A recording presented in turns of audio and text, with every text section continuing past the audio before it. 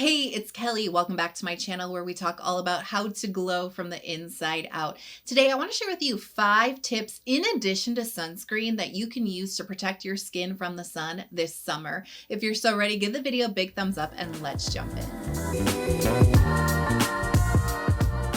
Tip number 1, fight inflammation. Now, you may know that the sun can cause things like hyperpigmentation, sun damage, discoloration, melasma, an uneven or dull skin tone. You may also know that the sun can cause damage to the collagen structure, and that's what leads to the speeding up of the aging process on the skin. You know, people say that the sun ages you. Well, it does that by damaging your collagen structure, and that's what leads to the fine lines, the wrinkles, and the loss of elasticity over time.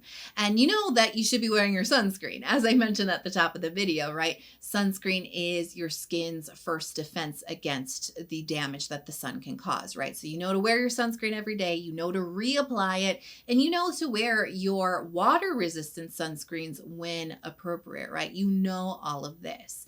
But did you know that the damage that the sun is causing to your skin is actually caused by inflammation? So the sun is causing inflammation in your skin. That's leading to the hyperpigmentation response. That's leading to the collagen destruction and leading to the fine lines and wrinkles over time. And so yes, sunscreen helps to protect us from that inflammatory response in the skin, but there are other things that we can do to kind of also help to calm that response down and help to cut down on potential damage in the skin. So first and foremost, we have antioxidants, right? Not only do these help to protect our skin from other environmental aggressors, including things like pollutants, right? But it also helps to protect from the damage that the sun can induce, the inflammation that it can induce in the skin that therefore causes damage, right?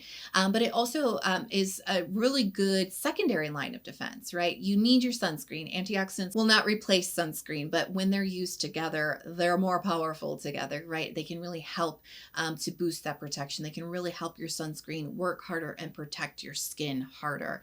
So oftentimes sunscreens are already formulated with antioxidants in the formula, but you can also boost this protection by adding in some antioxidant-rich skincare alongside of your sunscreen in the morning. So you can use, certainly vitamin C is the one that people talk about a lot, ferulic acid, another one that goes well with vitamin C that pairs well with your sunscreen. I personally like antioxidant blends. My favorite is NIOD Survival Zero. This is a potent blend of many antioxidants that really work to protect your skin at multiple levels with the antioxidant blend, with the amino acid blend. It's all about protecting the skin and helping to reduce inflammation in the skin and that inflammatory response that causes the damage. So that's one of my favorites, but you can also go for some of the more affordable antioxidants from The Ordinary. One of my favorites, Pycnogenol. Really, really lovely one. Also very soothing and great for bringing down that inflammatory response in the skin.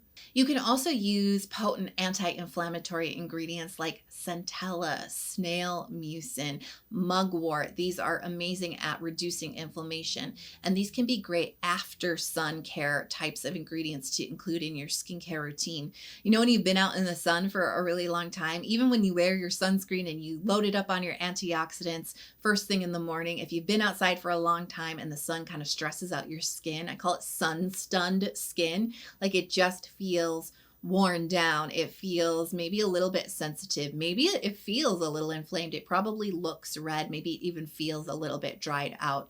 Really replenish your skin with some after sun care using these anti-inflammatory ingredients. The name of the game is fighting and controlling that inflammation, and it starts with the protection first thing in the morning, right? Really loading up the protective, shielding ingredients alongside of your sunscreen with those antioxidants, but then also doing some after sun care with anti-inflammatory ingredients that help to soothe the skin, take down the redness, replenish, rehydrate, and really help to control the inflammatory response. Tip number 2, gentle exfoliation. Keyword, gentle.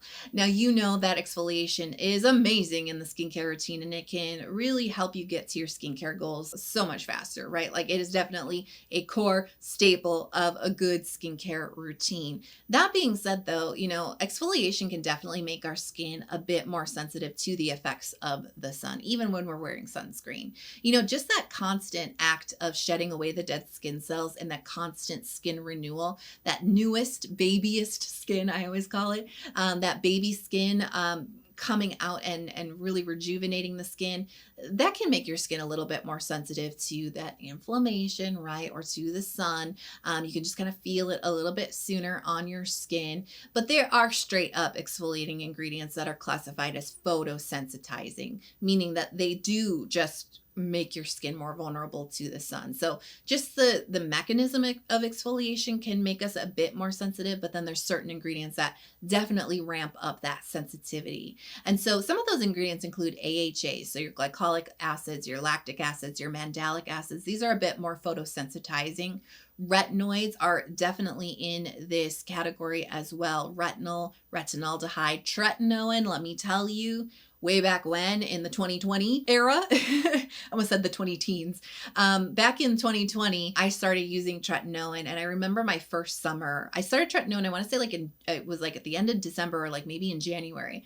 And by the time June, July rolled around that year, I could not believe how much more sensitive my skin was feeling being exposed to the sun. Even when I was wearing my sunscreen, I could just feel my skin was burning, you know what I mean? And it's funny too. I remember that, and I was like, oh, I gotta get a lot more serious about my sunscreen, like the ones that I'm using, how protective they are. But I also got to get serious about wearing hats and things like that too, which I'll talk about later in the video.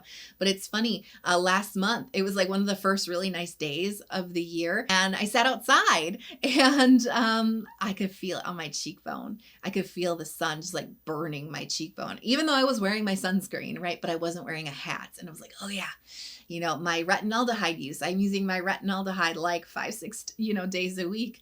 I can definitely feel how that is definitely making me more sensitive to the sun. I need a hat. I need to get, under an umbrella. I need shade because I can feel how sensitive my skin is just by that sun touching my sunscreened skin, right? So ingredients like this do definitely increase that. Now, BHAs like salicylic acid, this doesn't make your skin more photosensitive, but as I mentioned earlier, it might make you a bit more sensitive feeling to the sun because of that constant exfoliation process. Another one that can make you really sensitive is benzoyl peroxide. I don't talk about that much because I don't personally use it, but this is definitely one that can make you more sensitive. Hydroquinone, which is a prescription skin brightening ingredient. You definitely want to be careful with this one. It can make you very sensitive to the sun. And then I quickly want to let you know about essential oils, especially citrus essential oils can actually make your skin more photosensitive. So if you know that these are in your skincare products, maybe don't wear them during the day when you know that you're going to be in the sun, even if you're wearing sunscreen, because it can just make you more sensitive. But there are a few things that you might adjust. You may want to decrease the amount of nights that you're using your exfoliating ingredients. So for me personally, as I mentioned, I really ramped up my retinaldehyde use, and I will probably scale that back a little bit this summer. It's not going to make a huge difference just because the photosensitization can last up to 2 weeks after, one application of these types of ingredients. So don't fool yourself in thinking, well, I didn't put it on today, so therefore I'm not sensitive. There is a lingering effect. But sometimes if you cut down a little bit, it can make your skin just a little bit more resilient to the sun. You can also switch out into more gentle, non-photosensitizing ingredients. So, I talked about glycolic acid, mandelic acid, lactic acid, these AHAs. They make your skin more sensitive, but there are gentle alternatives like PHAs. The biggest one that you see a lot is gluconolactone. This has a lot of similar benefits to AHA, but it just doesn't make your skin as sensitive.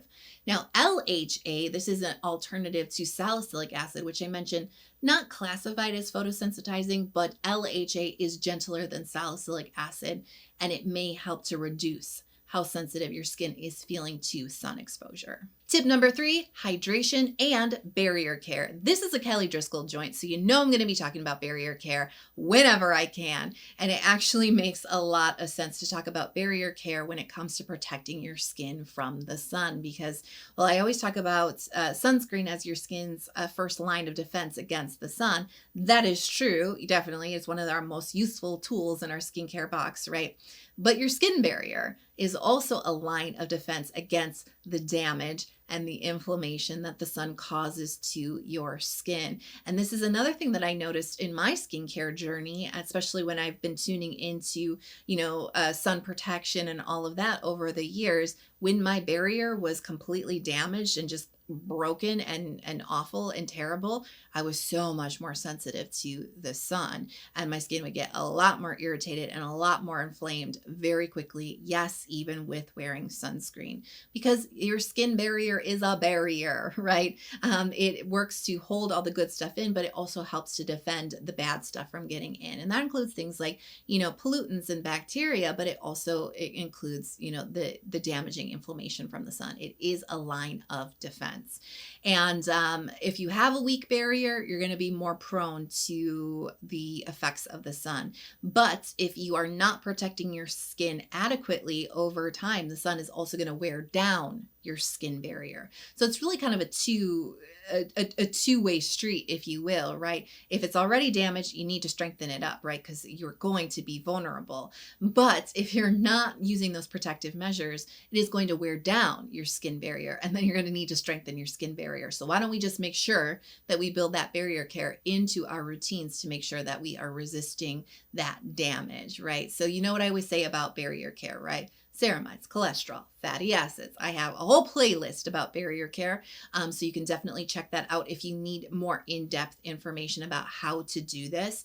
But my first suggestion would be to look for those ingredients in your skincare products. I also want to talk about hydrating your skin. And why did I put that all into this tip when I'm talking about barrier care? Well, your skin barrier, as I mentioned, is what holds hydration in place. And prolonged sun exposure, especially if you're not using the right type of protection or the right type of sunscreen, that can really wear down your skin barrier, and you might be getting increased transepidermal water loss. That's the loss of hydration through that skin barrier. And that's dehydration, right? That's that dry and tight feeling under your skin. You might feel that when you've spent a long day outside in the sun, you come inside and your skin just feels tight underneath. You're probably all sweaty and oily on top, right? But underneath, there's like a thirst, a tightness within the skin, a little bit of an irritation as well. Those are symptoms of dehydration. And as that gets worse and worse, you're not rehydrating your skin and you're not strengthening that barrier to hold the hydration in place.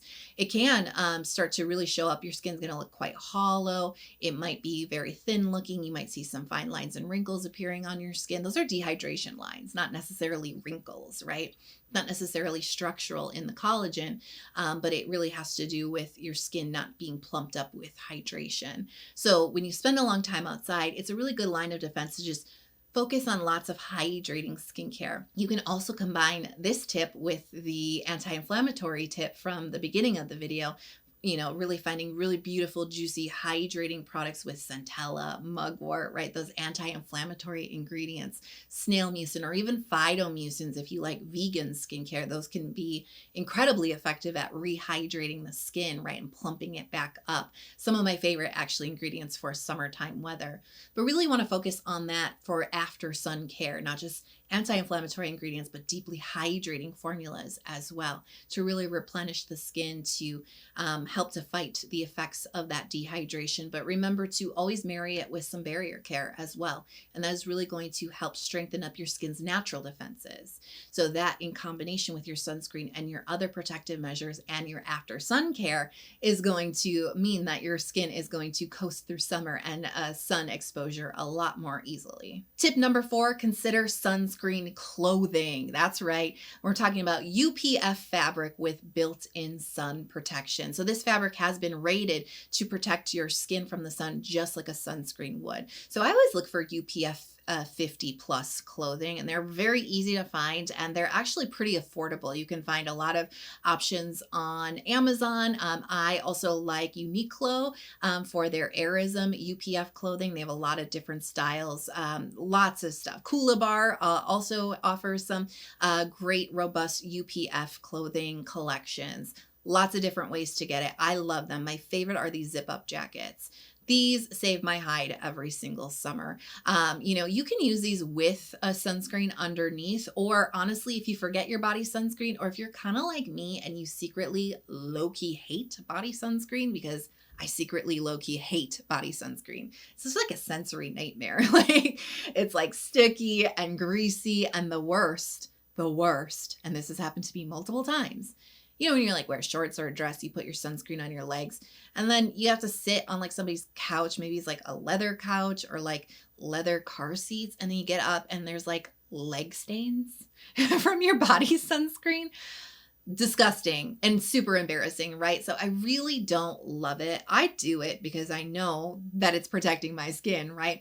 But I'm just saying, if there are some, instances where you don't really want to do that, maybe opt for UPF rated clothing instead. And so, like I said, these save my hide every summer. I keep a zip up jacket in my car at all times, because there are often times that, I'm wearing long sleeves and then it gets hot and I take them off, and now all of a sudden I don't have any sunscreen to put on my arms, and I'm driving, and that the car is like a UV hot box, right? It's like all the UV gets attracted right inside of your car, and you're like, I'm burning. So I always keep one of these jackets in the car. They're really great, especially the ones that have the really long cuffs that go over your hands with the thumb holes, because then you get the coverage on the top of your hands when you're driving. Yes, I love this because that's where I get the most sun exposure, right? And then they protect your arms and everything too. They're made out of really lightweight, breathable fabric, but they're still sun protective. So you're not like bulking up and like getting super hot and sweaty by wearing longer sleeves. I use these whenever I do any kind of yard work, gardening, hiking, any kind of outdoor activity. I'll be wearing one of these because it just helps to protect your skin. I never get tan lines when I use these, you know what I'm saying?